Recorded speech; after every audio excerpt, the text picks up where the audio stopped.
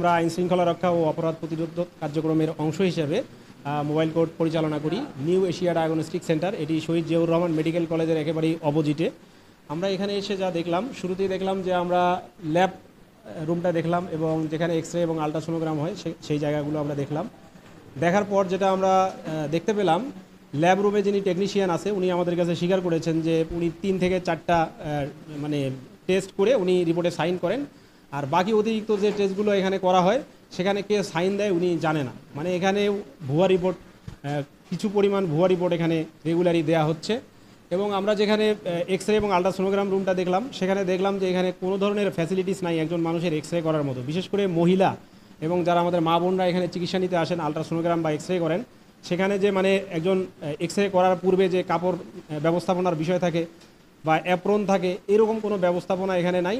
মানে একজন পুরুষ টেকনিশিয়ান সরাসরি দরজা খোলা রেখেই একজন মহিলা মানুষের আলট্রাসোনোগ্রাম কিংবা হচ্ছে এক্স রেগুলো করে যাচ্ছেন। এবং সবথেকে গুরুত্বপূর্ণ বিষয় হচ্ছে এখানে যে দুজন ডাক্তার বসেন, ডাক্তার শামীম এবং doctor SK Sajedul Alam. Doctor Shamim আপনারা হয়তো বা জানেন যে দিগন্ত ডায়াগনস্টিক সেন্টারে ডাক্তার শামীম বসেছিলেন। ওনার কাছে আমি মুসলেখা নিয়েছিলাম যে এই ধরনের প্রতারণামূলক কোনো ধরনের চিকিৎসা ব্যবস্থার সঙ্গে উনি জড়িত থাকবেন না, উনি মুসলেখা দিয়েছিলেন। কিন্তু আমরা এখানে এসে দেখলাম নিউ ডায়াগনস্টিক সেন্টারে উনি আবার রেগুলার বসছেন এবং একইভাবে নামের পাশে বিভিন্ন ভুয়া ডিগ্রি লাগিয়ে রেগুলার বেসিসে চিকিৎসা দিয়ে যাচ্ছেন। এবং ওনাকে এসে আমরা পাইনি, উনি আমাদের আসার 10 মিনিট আগে এখান থেকে চলে গেছেন। এবং আমরা এসে আরেকজন ডাক্তারকে পেয়েছি, ডাক্তার সাজেদুল আলম। আপনারা এনাকে চিনবেন, ইনি দীর্ঘদিন থেকে এখানে চিকিৎসা দিয়ে আসছে। এনার সব থেকে প্রতারণার বিষয় হচ্ছে উনি অনলি এমবিবিএস ডাক্তার, এনার আর কোনো ডিগ্রি নেই। কিন্তু উনি ওনার প্যাডগুলোতে, আমাদের কাছে সেগুলো প্রমাণ আছে, উনি প্যাডগুলোতে নিউরোমেডিসিন, চাইল্ড বিশেষজ্ঞ, স্কিন এবং সেক্স, ইএনটি, অর্থোপেডিক সার্জারি ইত্যাদি বিষয়গুলো মানে প্যাডের উপর লিখে মানুষকে প্রতারণামূলকভাবে চিকিৎসা দিয়ে আসছে, যেটা আসলে উনি ডক্টর হিসেবে ওনার এথিক্সের সঙ্গে বিষয়গুলো যায় না।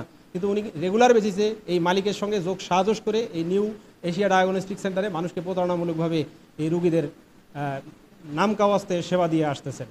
এবং এখানে আরও একটি বিষয় যে আমরা এখানে যখন মালিকের সঙ্গে কথা বললাম, সেই মালিকের 2023 সাল পর্যন্ত একটা লাইসেন্স ছিল, আরও যেগুলো লিগ্যাল ডকুমেন্ট থাকা দরকার ডায়াগনস্টিক সেন্টার স্থাপন করার জন্য সেগুলো ওনার ছিল না। শুধুমাত্র লাইসেন্স এবং চালানের কপি আমরা দেখেছি, যেগুলো 2023 সালে মেয়াদ শেষ হয়ে গিয়েছে। এবং এখানে যারা ডাক্তার বসেন, দুজন ডাক্তার, ডাক্তার সাজেদুল আলম এবং ডাক্তার শামীম, এনাদের যে প্যাডের ডিগ্রিগুলো লেখা ইনি মালিক পক্ষ হিসেবে ইনিও সরবরাহ করতেছেন, ঠিক একইভাবে ইনি জেনেও সেটা সরবরাহ করতেছেন।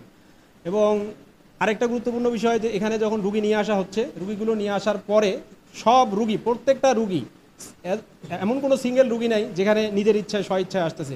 প্রত্যেকটা রুগীকে দালালরা ধরে নিয়ে আসতেছে। এবং আমরা মালিকের সঙ্গে কথা বলে জানতে পারছি যে এখানে প্রায় 17-18 জন দালাল রেগুলার বেসিসে ওনাকে রুগী নেওয়ার জন্য চাপ দেয় এবং উনি এটা এন্টারটেইন করেন এবং উনি দালালের মাধ্যমে রুগী রিসিভ করেন। এবং রুগীর যে অর্থ মানে অর্থাৎ যে বিল হয় তার 50% টাকা দালালকে দেওয়া লাগে এবং বাকি 50% টাকা এনারা নিজেদের কাছে রাখেন।